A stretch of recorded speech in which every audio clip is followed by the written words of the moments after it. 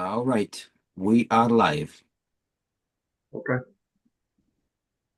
16 participants right now watching, so that's a good start. Ready? All right. It's all yours.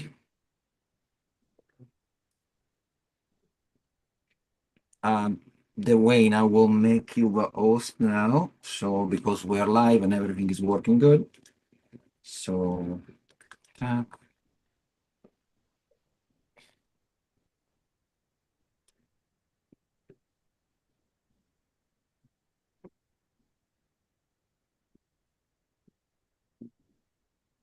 okay, perfect. You are the host. You're good to go.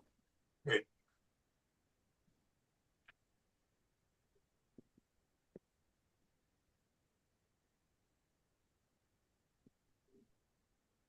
All right, the tube is up and running. Everything is a go.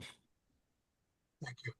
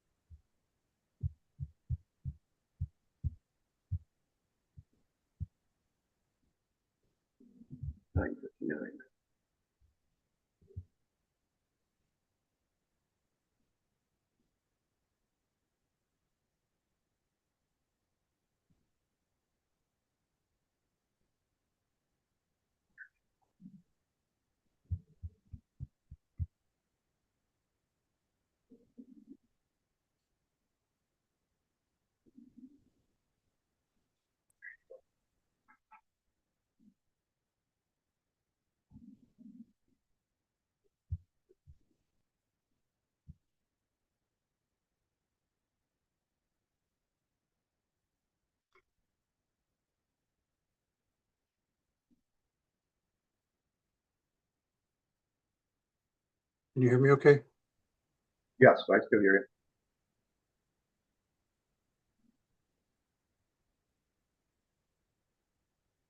Can you hear me? Yes, I've lost audio. I can hear you. I think you can hear me, but I can't hear you. Oh,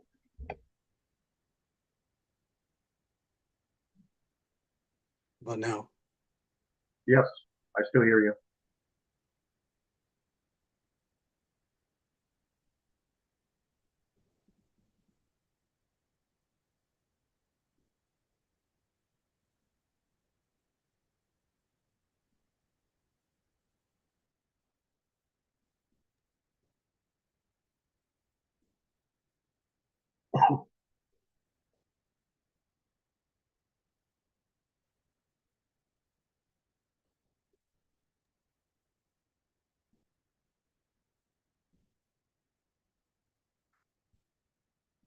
Can you hear me?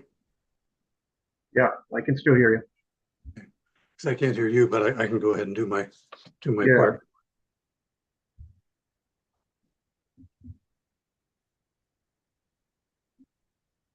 Welcome and thank you for joining us. My name is Dwayne Rose. I'm a division chief in the H Directorate for Recruiting and Retention. One of the ways we can help meet our objectives is to get new and retain current members is to offer training that will support the knowledge that our HR team in the auxiliary needs, and that's why we're here.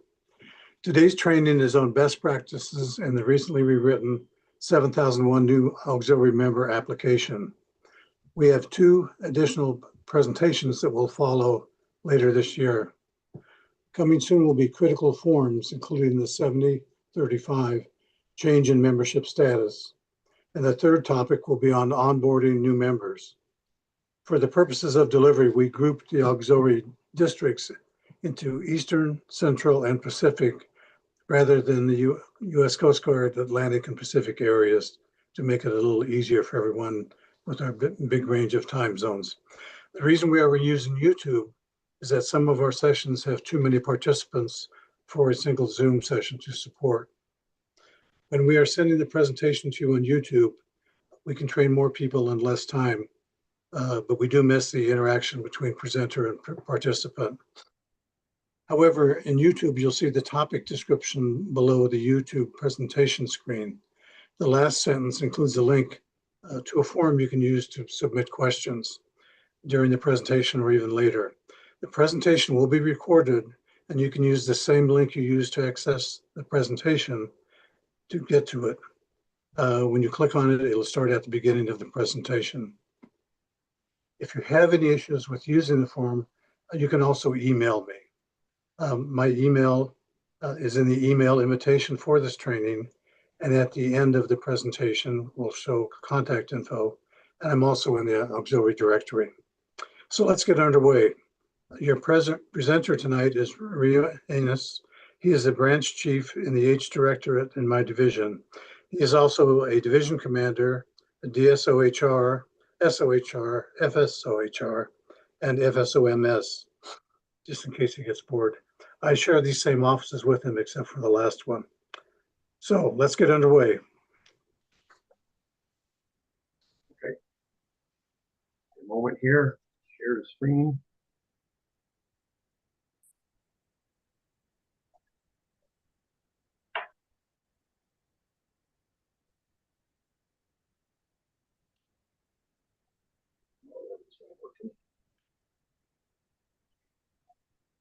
Okay. Hopefully everybody can see this. So again, welcome to our training session tonight.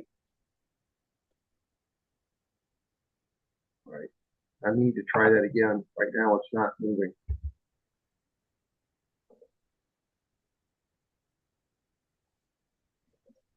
Whatever reason that was frozen. That hadn't happened before.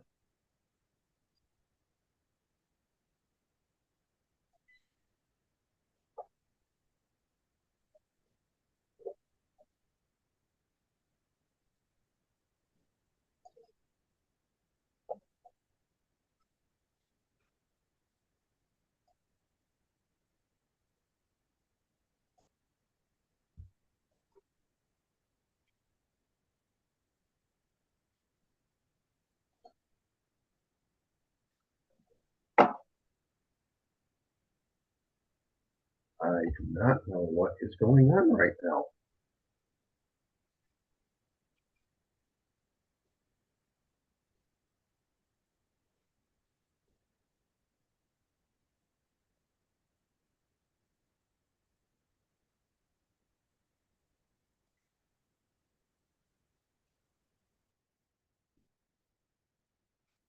There we go. All right. Now let's try.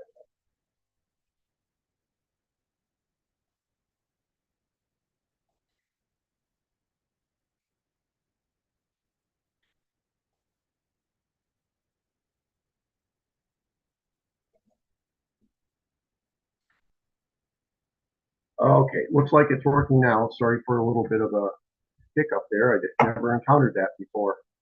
So welcome to the training session, our session one, and as Dwayne said, it's our best practices. This includes a little bit of the initial contact with the prospect, and then we'll talk about the new member application, and then the process as well as, dealing with the application, and then we'll get into like the fine points, things that you might run into that are a little different. So effectively utilizing best practices in HR. And does it matter? Well, yes, it really does. We want to do the best we can to be efficient and, get a prospect through this process as quickly as we can, and as I said, efficiently. We want them to have a good feel about our organization. So the better we look in how we're doing the process, the more confident they're going to feel that they're getting into an organization where we know what we're doing.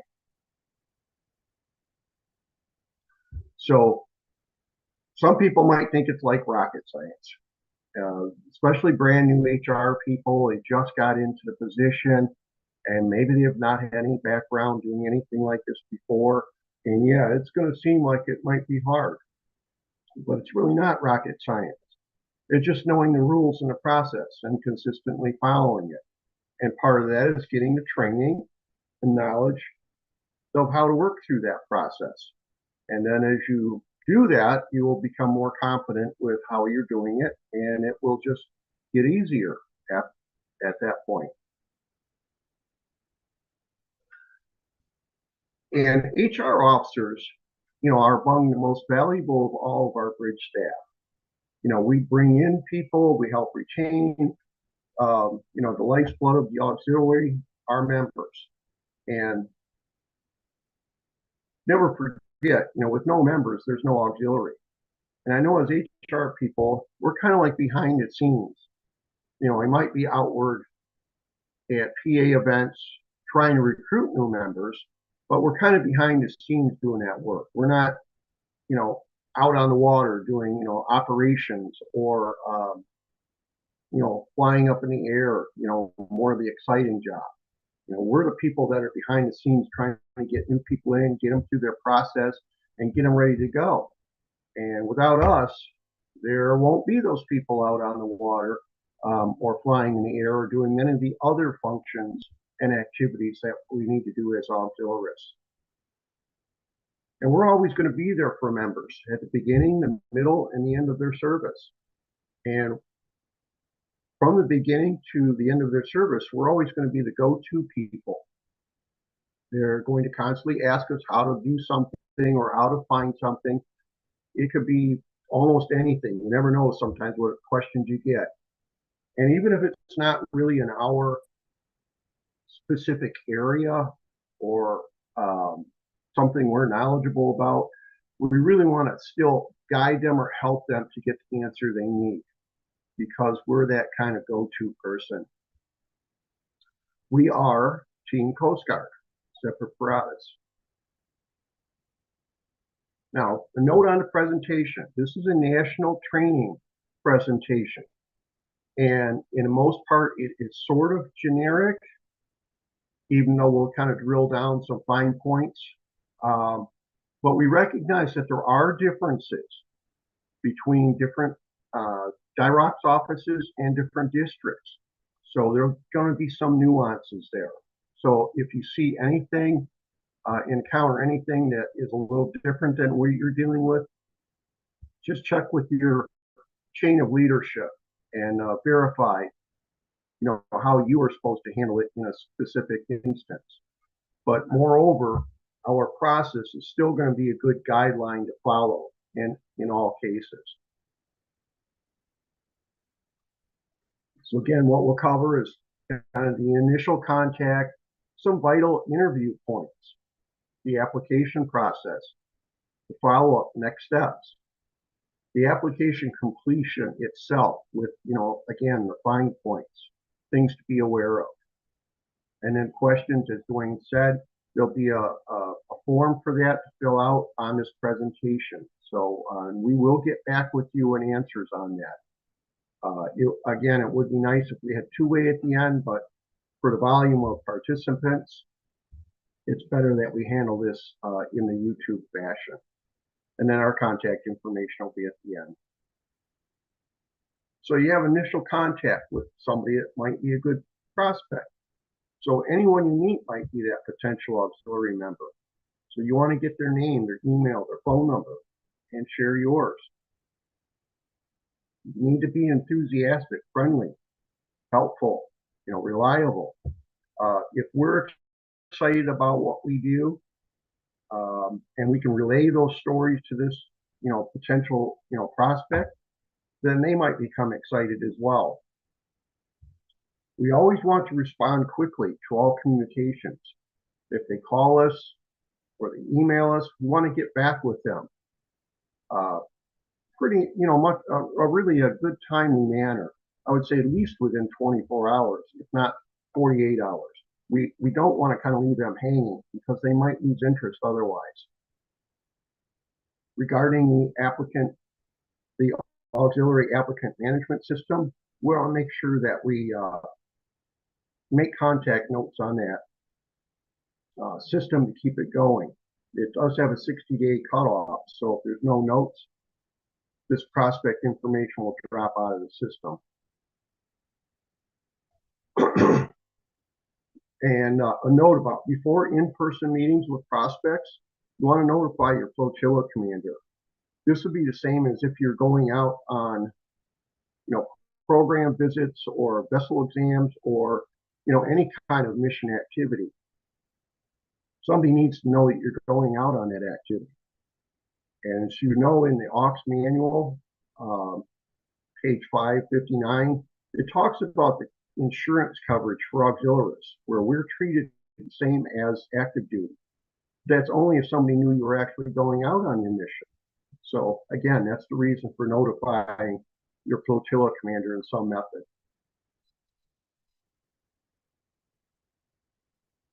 Remember, you're probably the prospect's first contact, so it's really important to make a good impression. We encourage wearing the Coast Guard auxiliary uniform for meetings and be groomed properly. We want to set that example.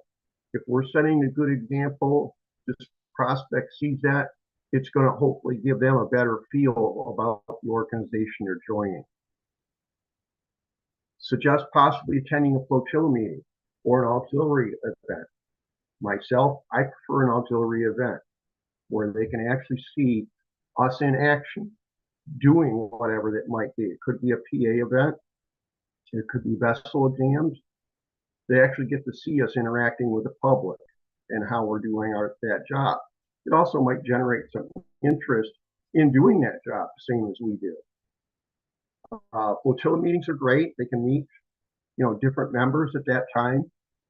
But as you know, some flotilla meetings can be quite boring, very business, oriented things. And that won't be the most exciting, first impression for a prospect. Don't express any negative opinions of other flotillas. You may know some flotillas that maybe aren't working as well as you would like, but we don't want to give any negative opinions of that flotilla. To this new prospect, they'll see that as a bad sign of an organization. And you always want to make suggestions or decisions based on the prospect's best interest. So if they decide they want to do, like vessel exams or something, or they want to join another flotilla because they think they're going to get a better opportunity to be out on water operations, we'll just help them do that. I mean, the main goal is that they join the auxiliary. Yeah, you'd like them to join your flotilla, but it's better that they join the auxiliary first. Again, recruits will always look to you to be the mentor and the guide. So interviewing is two-way street. We want to find out if it's a good match to have them join us. And we want to make sure that they feel like we're a good match for them. So you want to mention all the main things that they're going to, that they need to be aware of, like the mandatory core and other required training. Talk about commitment and satisfaction of service and auxiliary requirements, including technology and reports. We want to make sure that their eyes are open to what they're about to join. Again, talking about commitment is really important. I don't know how many times that you might have had somebody join your auxiliary and then all of a sudden they're auxiliarist in name only. You want to make sure that they understand the commitment to do something. That's why they're joining us. See if they've had a certificate card for a NASBLA approved safe boating course. If they don't, that's okay. They can still join. And this can be done later. We would just be updating their profile once they've done that. Share their personal costs, including uniforms, dues, personal transportation, also uniform and grooming standards. Mention ID cards. Now, some flotillas will take a photo right through this interview process that they'll use later for an ID card. But remember, it's a red background and a short sleeve shirt. No insignia is required. Full uniform is not necessary. Now, since this is a prospect, their first photo can be without a uniform. But if you'd like to loan them a Trop shirt to do that photo, that's really good too. You want to try to share the Coast Guard story. We do save lives, even though we don't know it in some cases. We teach a boating safety class. We have 20 some, graduates from our class. How do we know that maybe what we taught them helped them to be a more safe boater and eliminate the possibility of an accident? The new application process. So first things first, always need to get the most current version of the member application. So you need to go to the forms warehouse every time. I know sometimes you might save it to your desktop and use it over and over again. Some people even print them out, which I don't think is a very good idea. But we want to always go to the forms warehouse, because if there's updates made, we're not always notified that a new version just was added. And currently the new version is the 0225. Now it's best when you click on that you download it and then open that download to fill it in. It does not work well if you just open it up and start working with it. Some of the drop downs don't perform properly. Now you could print it out, or the applicant can print it out, and yes, they can handwrite an application. That is acceptable. But please make sure that their handwriting is legible, because if it can't be read, it's going to just cause a delay on their application. Application instructions, they're now in a separate document, and it's also under the forms warehouse. And it's the next icon down below the new member application itself.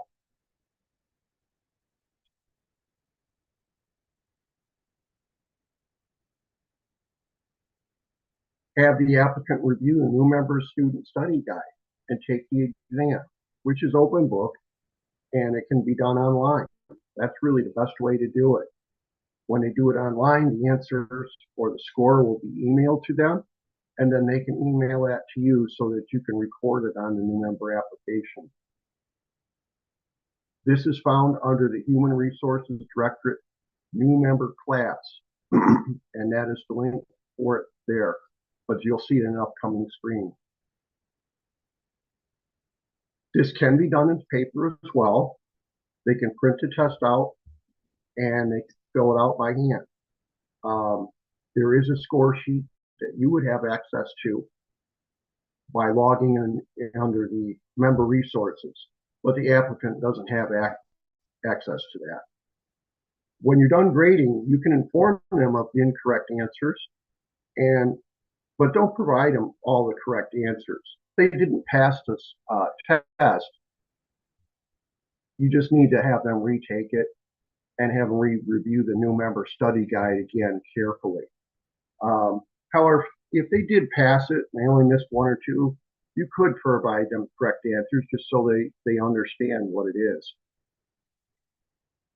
There are 30 multiple choice questions in the examination, as you probably already know, and a passing score is 80%.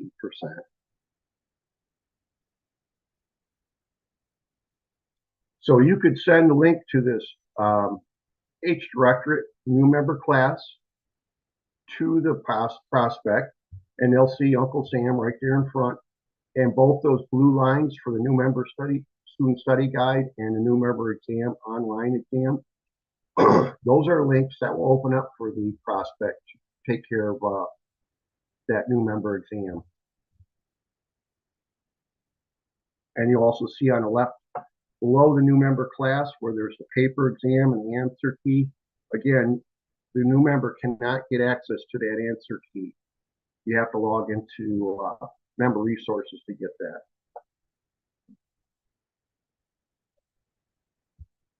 Now you can collect initial dues. It's recommended, but make sure the payment is sent to the FSO at that. Verify with your chain of leadership. And I say it because this is different between many flotillas in the different districts. Some flotillas will collect an entire year's worth of dues. Some collect partial dues. As we know, we get billing from district that is prorated based on when the new member joined. So in the first quarter, I think it might be $26 currently. I've also heard from some flotillas that they talk about an application fee. Well, there's no such thing. I think what they're doing is just collecting dues up front. The fingerprint technician, citizen verifier, or law enforcement officer will review the passport card or passport with signature or original certified birth certificate with grade seal and approved government photo ID. And you'll also review this social security card and get required copies. Review this application instructions to find out which ones those are. And we will cover this in more detail in upcoming slides. You can obtain a copy of the certificate card for their voting safety course, which you discussed at an interview. And some districts may require this copy to be sent in with the application. I know that some districts do not. Make sure the new member application package is shared with your flotilla commander as soon as possible. Their signature is endorsement. They're not just signing. So that means they've actually reviewed the application, making sure it is complete and accurate. And also, if you delay in getting this process done, you may no longer be able to use the application if there's been a new version put out there. So try to be as quick and efficient as you can getting this application done. As you should know, the Auxiliary Association membership required, but now built into new member application. That separate form is no longer needed with the application. And you'll see where that has been built into this new version later on.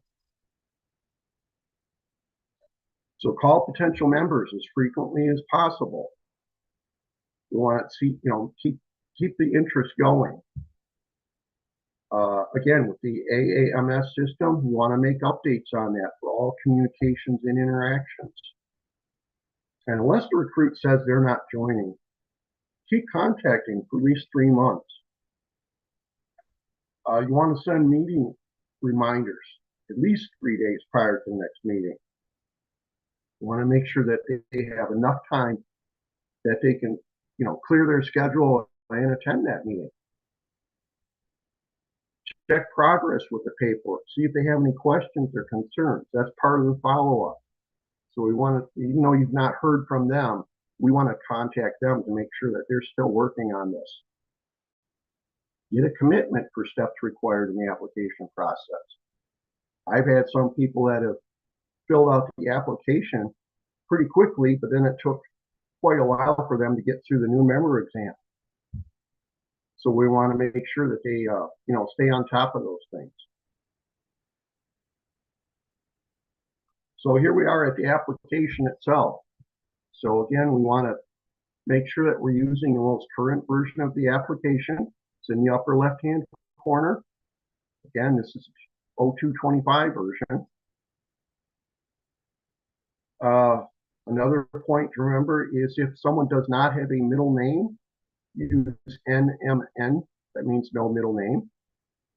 Suffix, if none, just leave it blank. Do not add NA. And a suffix would be like junior, senior, first, second. Suffix is not prefix. I have some people put in Mr. or Mrs. in this spot. For the occupation codes, it's good to complete all 3 occupation code boxes, but it's not required. If they just fill out one, that would be fine. We'll have the questionnaire for completing the voting safety course. And very important, height is in inches only, with no fractions or decimals. Height and weight are fill-in boxes only, whereas eye color and hair color are drop-down boxes. So that's why it's important that they be very specific on the height and stay to just the inches only.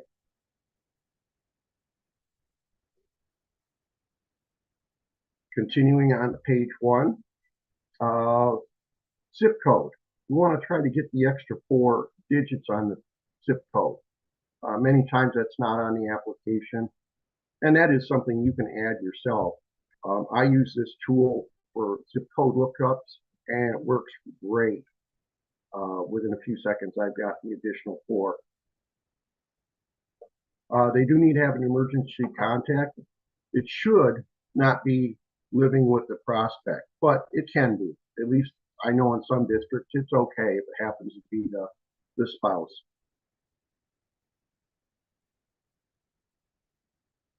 Going on to page 2,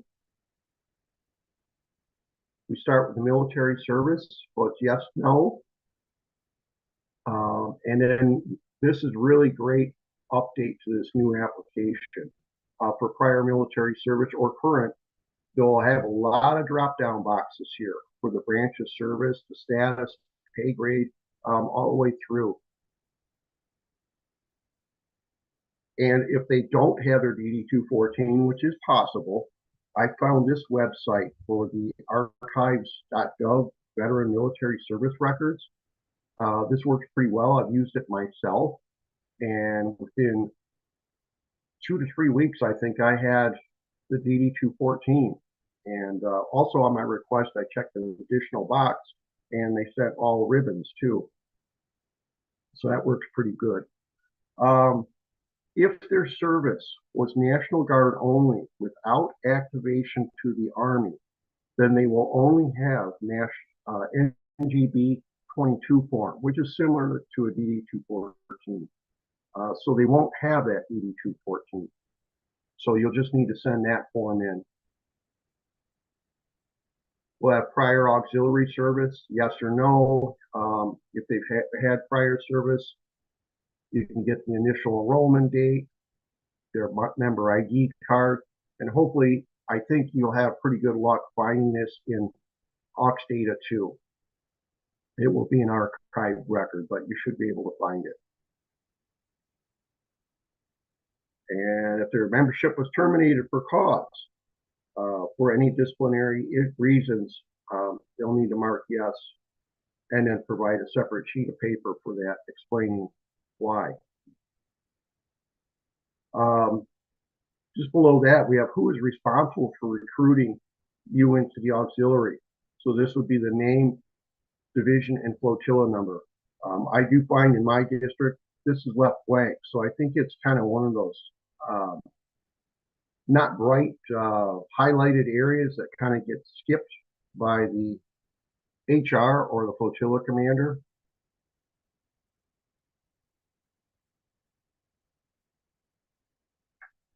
Continuing on page 2 here, we have any arrests, charges, convictions, and they mark yes to this. They need to follow the instructions. As it says, a separate sheet of paper is needed to explain any or all of these charges or convictions. And they should include, if they've got it, any dispositions, court documents. They should also not make the choice of whether they think the violation is serious enough to report. Now here it does say you can exclude minor traffic violations unless drugs, alcohol, or injury were involved. So I would say anything that was any kind of a criminal offense other than a traffic ticket, they should report it. It's better report it than to have this mark no, and then DIROCS find out there is something on the record and they might not accept this person. So better to be honest all the way up front. Page 3, sections 3 and 4. If the person's under 18, we'll need to get the parent guardian name and signature. And then we would have the applicant sign down here below in section 4. And you'll see on point 4 here, I've acknowledged that I've read all the information provided me about the Coast Guard Auxiliary Association. These are links that will take them to that so they can read about it and understand what it is. So this is how this was integrated into this new form, where that old AUX 10 form was no longer needed.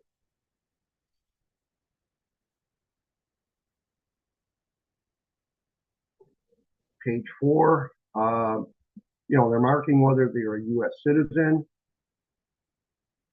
And we're not doing green cards yet, so that might be coming, but it hasn't happened for active duty yet, but I think they're still working on it. Social Security card. You need to be able to review that. Make sure it's, a good Social Security card, not one of those other than for employment or such.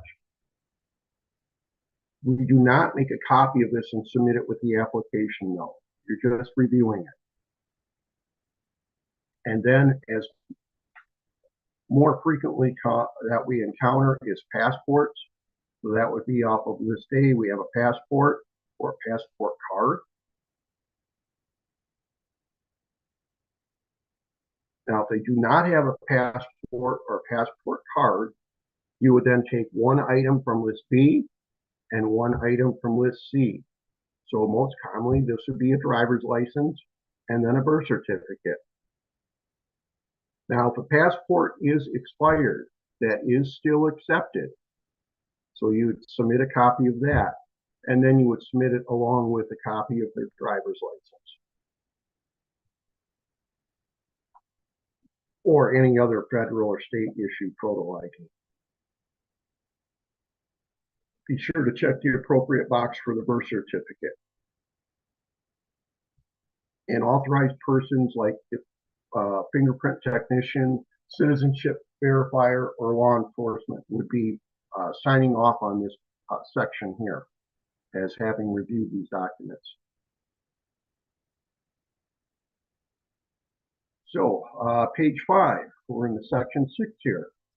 Lots of check boxes here. This is kind of like an inventory list of the things that you're reviewing on the application.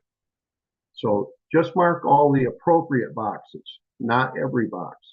So, like between a new enrollment and a re-enrollment, it's only going to be one of the two. So you only need to mark one of the boxes.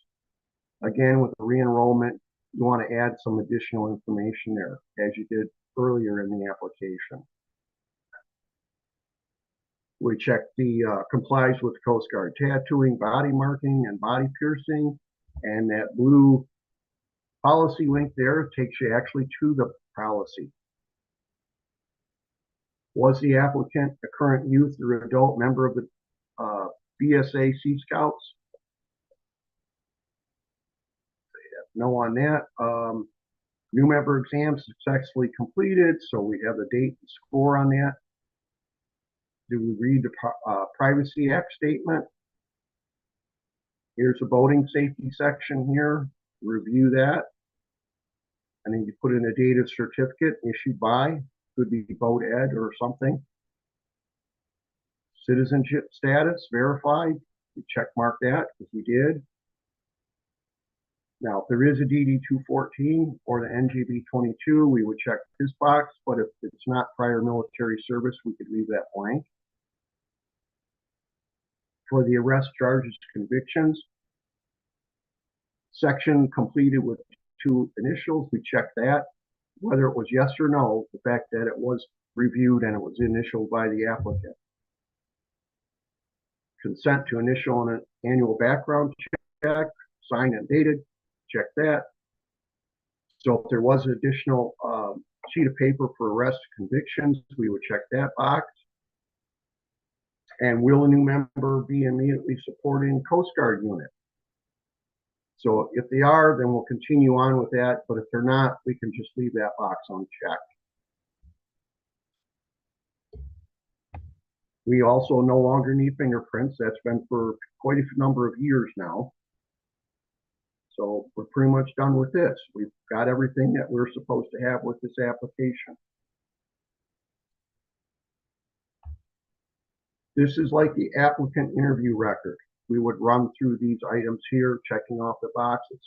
I find this to be a good template for my actual first interview with a prospect. It covers everything I would want to make sure that I review with this prospect. So I would use this up front. And again, down here, this last box talks about the auxiliary association again with the link that'll take you there. And so we no longer need that Aux 10 form, as I mentioned before. Okay, page 6, our final sign-offs here. So we have the interviewer's name and position and their sign-off. So they're kind of making sure that they've covered all these items with the applicant. And then next, the applicant will review and understand, why they're signing. So we're good there. And then we have the flotilla commander's sign off. Again, flotilla commander sign off is making sure that this application is complete and accurate. So we've had a double set of eyes on this, hopefully. So before you send it in, it is going to be, in good order. And we don't complete section 9. That is for DIROCs only. So some additional notes here on the application. It's submitted printed single-sided. Now again, some districts, they're doing applications by way of email, and they have secured, password on that, and that's fine. But in other districts, we're dealing with paper.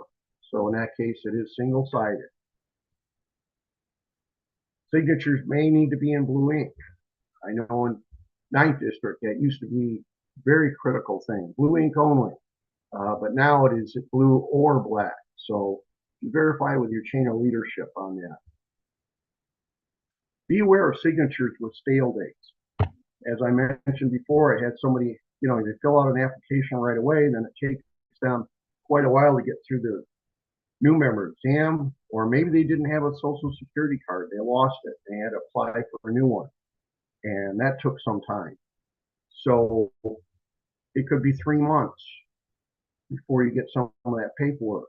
So if it's taking that long, I would have the applicant or, all of us re-sign that application with current dating. And you could sign it next to or above previous signature. You don't need to start over with a whole brand new application. Unless, of course, the version changes, then you have to deal with that. And currently only need one set of paperwork. I remember several years ago, we used to have to do double sets of paperwork. But I would keep a copy though. So worst thing happens, it does get lost. You've got something to start over with. And as a copy, then you could submit that with fresh signatures if original signatures are needed. If you are emailing any information, make sure you're adhering to the Coast Guard PII requirements. And we need to keep their private information secure. Again, Aux 10 consent to memberships now embedded within the application, so we don't need to send that separate form. Fingerprints are no longer required, but there might be later certain qualifications though. Instructions on now in a separate document, the Forms Warehouse for filling out this application, and the instructions are pretty good. They go pretty in depth and should really help you out if you follow those. Review the application package and then review it again. Use a proofer if you want to, but you want to make sure that this is completed accurate before you send it in to avoid any kind of delays in processing. And to whom is the packet sent? That's a good thing to know. In a lot of districts, all packages go by way of the DSOHR, who then reviews it and sends it into DIROCs. You may have a different system in your district, so you'll just want to verify the chain of leadership. If you are dealing with, physical paperwork, you can get postage materials. Check with your MA for stamps and envelopes. Priority mail is faster, includes tracking, but if you're going to use that, just again, verify with your chain of leadership. They may require it, or they might say just use regular mail.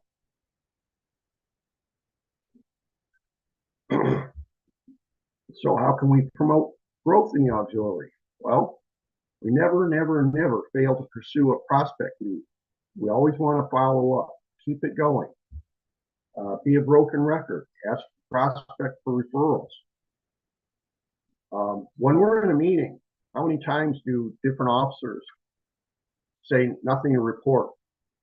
Well, as far as HR is concerned, there's always something to report. Have we talked to anybody? And again, we always want to make sure that the entire flotilla knows that they're all recruiters. This does not just fall on to the shoulders of the HR person alone. Everybody is a recruiter. Everybody knows somebody. And make ways to find new members, part of your plan. So again, we want to, kind of focus on this at PA events, even PE. You're teaching a boating safety class. There might be people in that class that might make a good auxiliarist.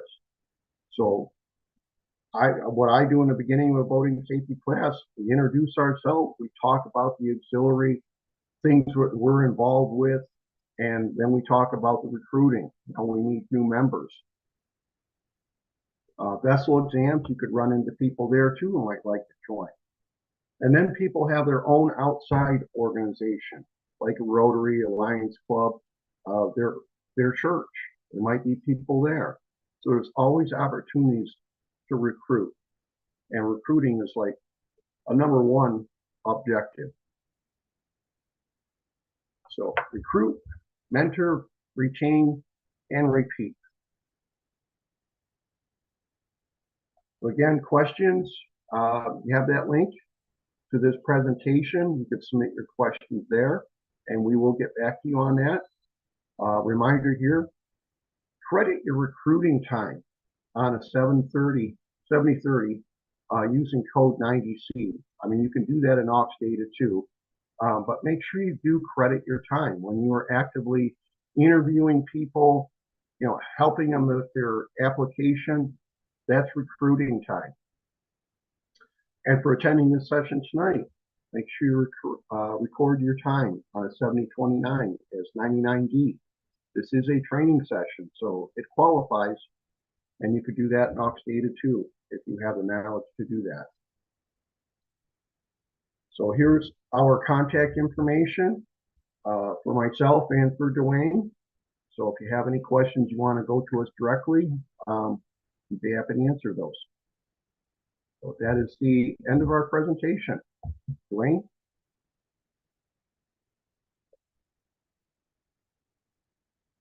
Well, now we're not hearing you.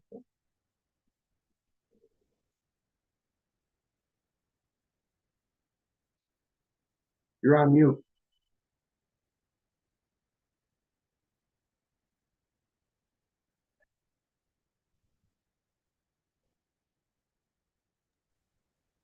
Can you hear me? Yes, now I can. Sorry, I didn't realize I did. I just said that Rio does a really good job with this presentation. Sometimes a couple little quick things do occur to me as we're going through it. I would just remind everybody from the very first contact you have with a prospect, make sure you're welcoming, make sure you're supportive, make sure you follow up in a timely manner. What I really recommend is always use a calendar. When you call somebody, leave a message or send them an email, don't think your job is done. Put it on your calendar. So like in 2 or 3 days, if you haven't heard from them, they're busy too, follow up with them. They'll appreciate that, because if we just drop the ball, they'll think we're maybe not that interested in them. At meetings, make sure we introduce prospects that are there. We have a bad habit of not being that friendly to new members to our group, and we need to do better with that. So introduce them, ask the other members to say hi to them and introduce themselves. Make sure they get a little attention and say, look, like they might be questioning something, ask them if you can help. Another thing with new members, we don't really have to have people that have tons of voting experience or teaching experience or things like that. We need members, new members that have can-do attitudes, because we can teach them the skills that they need. Uh, like I think Rio said, that even if it's been 60 days or somebody drops out of AAMS, they can certainly still join. You know, if for some reason there was a death in the family and they didn't get back to us or something, but they're still interested and you still think they're a good prospect, they can still join. And Rio touched on the PII, the personally identifiable information. We're stewards for a lot of really personal information, what we collect and put it in an application, and we're charged for protecting that and keeping it private. So just think about that. So one reason I like to use Priority Mail, it's pretty reliable. It has tracking. Uh, the post office doesn't look at a zip code until it reaches the final destination. So I used to be in District 7, and I sent the process there was one person that would review applications before they went to Dirox, and the guy was in Cape Coral, which was maybe 200 miles away from me. But they didn't look at it until it arrived at the zip code that was on there, and at the post office they put it in the wrong zip code, so it went up to New Hampshire. And it did come back, and it didn't take a long time because it was priority mail. If the application, like if you're a fairly new HR officer, get familiar with the application. I think it's actually easier than the old one, and it's a little briefer on some points. And if somebody's had a clearance for security, I think it asks for a little bit less information than it used to. But the thing, I was DSOHR for a number of years, and one of the things I found when I would review forms nurses submitted, almost every form we have has the instructions there. So don't guess on what you're doing. Read the instructions, and if you still have a question, contact your DSOHR or another, someone else that's been doing this for a while. It'll make it easier for the people you're sending it to, and save time, and it'll make it easier for you as well. But again, that's just some thoughts. Any questions you have are welcomed. We do get quite a few, and we're glad that we'll answer every one of them. So, again, thank you for joining us, and I hope you enjoyed the presentation. Thank you, Rio. Okay.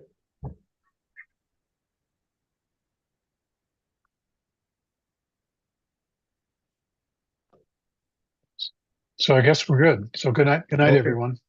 All right.